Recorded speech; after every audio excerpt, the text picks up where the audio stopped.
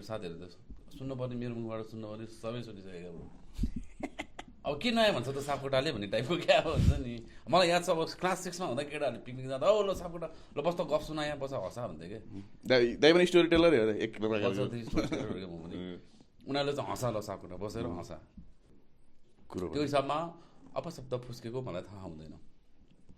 र म डाइपर लाउन चाहन्न गाह्रो पार्दैन मलाई किनकि कति ठाउँमा फुस्केको मलाई यादै हुँदैन याद भएन गाह्रो हुने हो कसैले मलाई भन्दै भन्दैन तपाईँले त्यस्ता अपशब्द मुखबाट फुस्काउनु भएको छ भन्ने कुरा तपाईँले याद भयो भने गाह्रो हुन्छ जब तपाईँलाई यादै छैन त्यो कुरा राम्रो सुनपानी भन्नु अब त्यो सुन्ने मान्छेले नि भन्न उसलाई नै अप्ठ्यारो होइन उसलाई नि त्यस्तो भन्यो उसले नि सुने हो कि भने जस्तो गर्छ मैले नि मलाई यादै हुँदैन दाइलाई कसले मुख्न छाड्नुहुन्छ भन्ला त आएर भेटेर त्यो कुरा बैकुण्ठमा जाला सुन्नेलाई सुनको माला भन्ने भयो होइन तर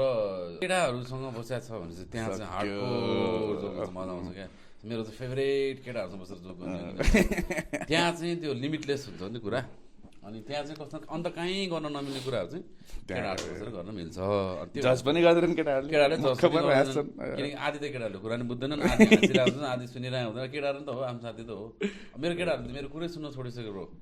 सुन्दैन मेरो केटाहरूले जस्तो ग्रुपमा हामी कहीँ बसेर खाइरहेको हुन्छ म बोलिरहेको छु उनीहरूलाई वास्तै हुँदैन क्या बुझ्यो नि अब अन्त भाइहरू बसिरहेको छ म बोल्यो भने त भाइहरू कान ठाडो सुन्छ नि त